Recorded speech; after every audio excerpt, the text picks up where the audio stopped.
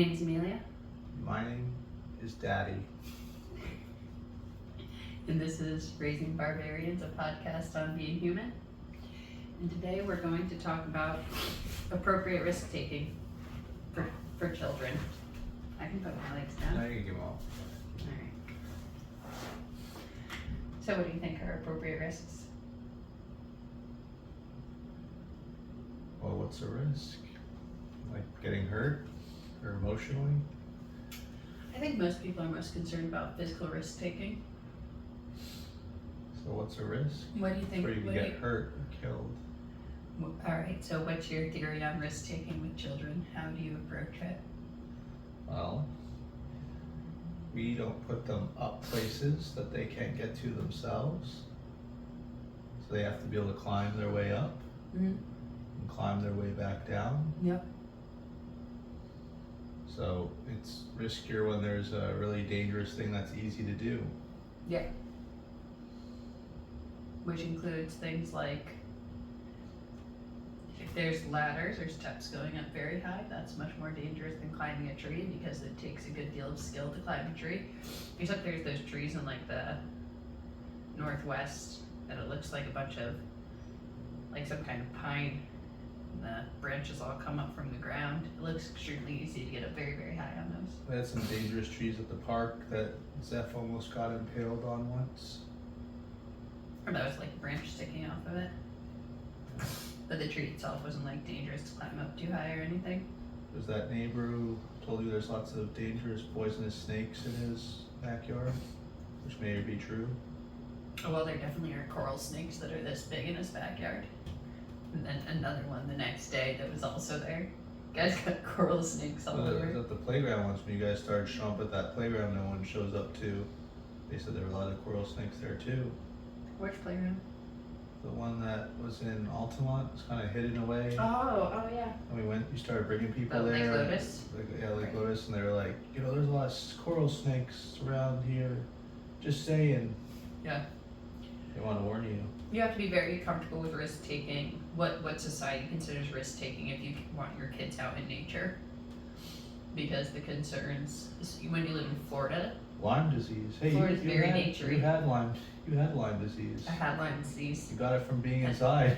No, I was in the woods a lot. You're in the woods. You got Lyme disease. Yeah, and I lived to tell the tale. Tick got you. No lingering effects.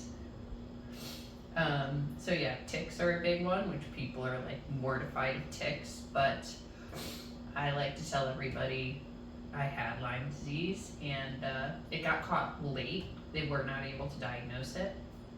And so I had it for like a month or 2 months before they figured out what it is, and then I took 5 days of antibiotics, right, a Z-Pack, and then it went away, and never since then did I ever suffer any ill effects from it. So I would say that's an important part of risk assessment is actually figuring out what the risk is. So your risk of getting a tick on you in Florida anyway is very high. Some people say if you get enough sun and vitamin D, you cannot get Lyme disease. Yeah. I don't know if that's true. I don't know either. No. And so I couldn't say that. Might be.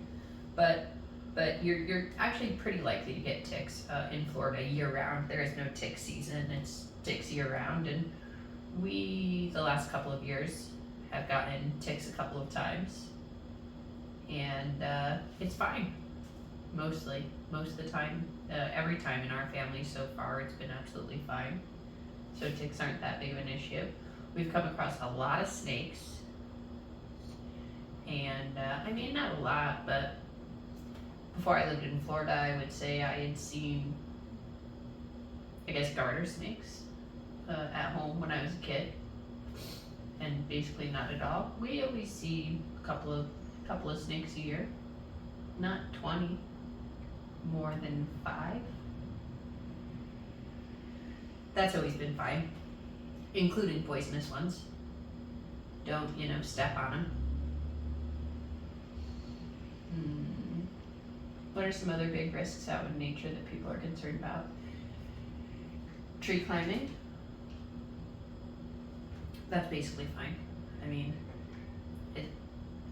Going the wrong way on a slide? going the wrong way on a slide is not a nature risk, but I'm not sure if that's people's main concern about going the wrong way on a slide is related to risk, is it? Rock Isn't it a climbing? manners thing? Might be worried about a kid sliding into another kid. You would be more aware of what people are concerned of with risks than I would. So assessment of whether or not your concerns are actually over exaggerated, because most of the time they are. So let's take walking up a slide and a kid's coming down. What's realistically the worst thing that's gonna happen? Someone fall off the slide, gets hurt. Yeah. Breaks a bone. Breaking a bone would be on the very far end of things and is like very unlikely to ever happen on a slide that's this high. Well, I was thinking of Freedom Playground. Well, even those tin slides, I mean, kids do a really good job stopping themselves too. Going down those slides, you So when just they climb out the outside of the slide, Climbing going out the like 2 outside. stories high. Sure. I don't know that people are stopping their older kids from climbing up the slides though. Someone's stopping their kids. I think most of the time when you're teaching kids not to climb up a slide, you're talking about toddlers. Older kids generally will have enough bodily control. I feel like I saw people stopping their kids from climbing the outside of the tube slide. Sure. I'm not saying that that's not a thing that can happen. Kids I'm seem a saying, little shocked when they see our kids climb around the outside of the playground sometimes. A lot of kids do it, but a lot of kids don't. I think a lot of kids do it.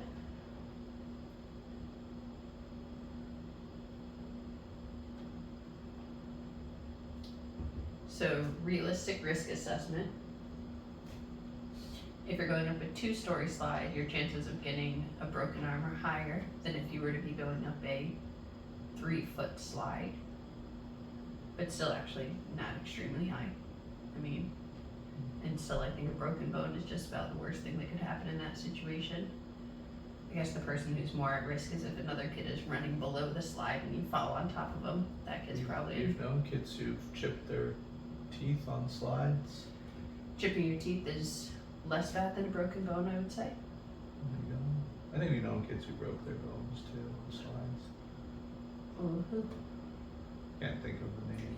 But Probably not. primarily, my we know a joke- lot of kids. My joke about how people assess risk is they very often underassess what the most risky things are, and by far in our family, the most risky thing you can do is like walk. That is when kids get the worst, walking and running. That's when things get really bad. That's when you get chipped teeth and cracked heads. Because you're doing that the most. So that's when things are the biggest. It's like that thing about how you're most likely to get into a crash within 5 miles of your house, and people think that means within 5 miles of your house is more dangerous, but the truth is you're just driving all the time within 5 miles of your house. Sure, I don't know if people think it's more dangerous, but you are more likely to get in an accident where you drive the most. Yes. Your kids run all the time, that's where they're most likely. Most of your hurts are going to experience with them doing that just because they do it all the time and they recklessly run. So, but you shouldn't stop kids from running because of that. The fact that you can get hurt that way, and you will get hurt frequently all the time. Kids get hurt constantly. There's nothing you can do to stop that, and if you tried to stop it, you would be hurting them in much more serious ways than a chipped tooth or a broken bone. Yeah, I try to tell them when they're on the wet tile not to run and things like that. Or when they're on the wet, something slippery, don't run, it's slippery. Sure, I We agree had with some that. accidents when it was wet, that's when Zeph needed staples, as he was running at the water park. Yeah, the water parks are kind of a special situation, but yeah, I agree to tell kids slippery when wet. But telling them is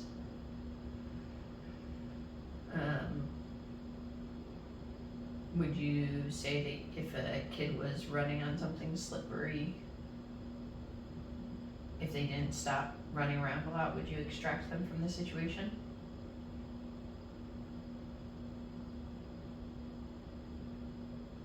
done stuff if they wouldn't stop running around, like they have to leave the pool area or something if they're not gonna listen. And consequences for people who won't listen. Sure, I was asking a very targeted question, as you mentioned. I would certainly, if someone was in the tub and they were dancing around, they have to get out of the tub, or I had to do that today. there you In go. fact, Zeddy yes. kept climbing up on the boys wanted to take a shower instead of a bath, and Zeddy kept climbing up on the side of the tub and slipping off on purpose. And after 4 times, we won't stand for that.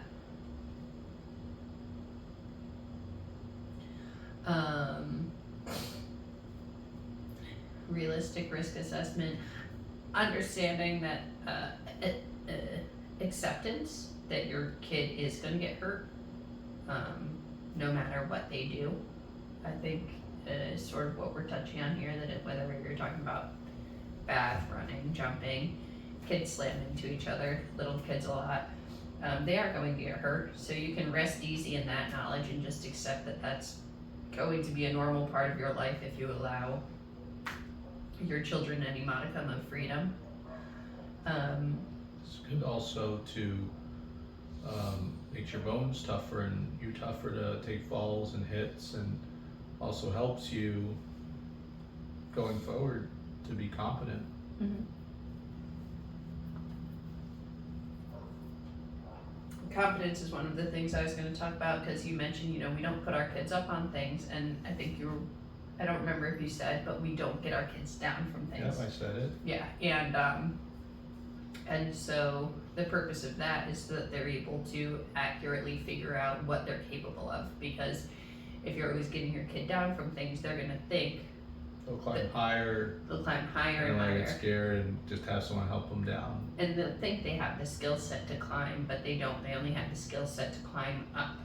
And that's actually only part of the skill set, and not even really I think the harder thing is to get down. So having to figure out their way down from things helps them to more accurately understand their capacities regarding these things, and then to be able to stretch themselves because they feel comfortable in their abilities. So on top of you accurately assessing risk, actually allowing your child to be able to accurately assess risk, which includes not scaring them into thinking that they're going to get hurt all the time. They will realize that you are making that up, and that not that you're making it up, but they will stop trusting you as a source of knowledge about what is harmful if you're constantly exaggerating what's going to happen to them if they're doing certain things.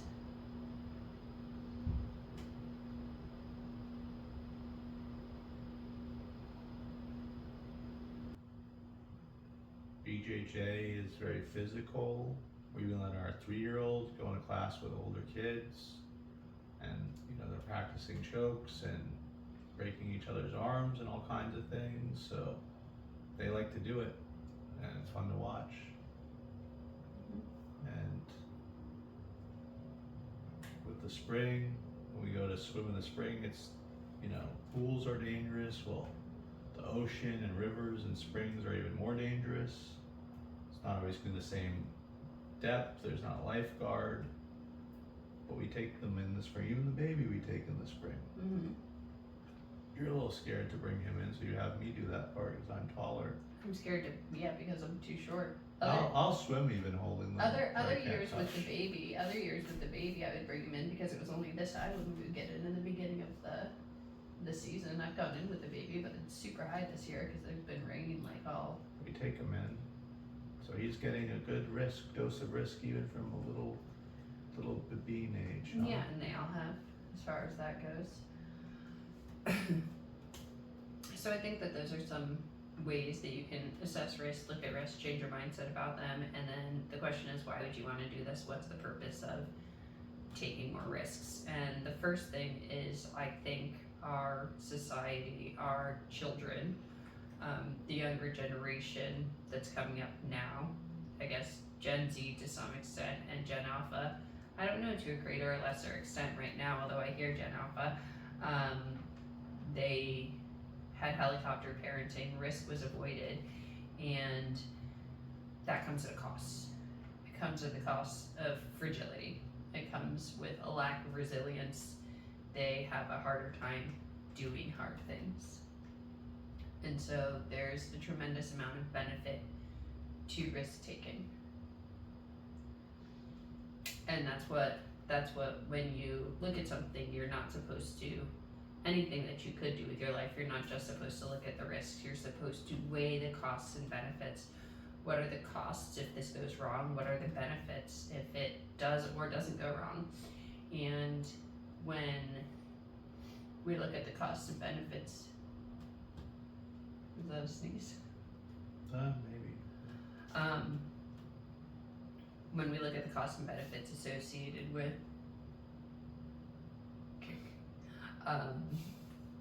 Kidder. avoiding the cost associated with making your child avoid risk, and that's risk of all kinds. Physical risk is what we've talked about mostly in this episode, but also social risk. When you just allow people to stay in their comfort zone and not take risks, they become fragile and unable to deal with the world as it presents itself. And that is a risk you can't take, allowing your child to do that, I think.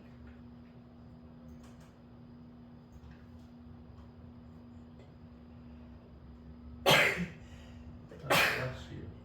Thank you. Bless you.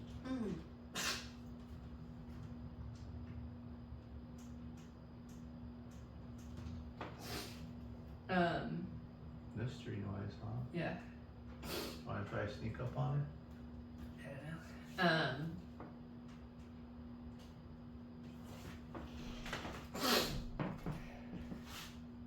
For today's show, there's a lot of risks that we take with our children, and you gotta know what risks to take.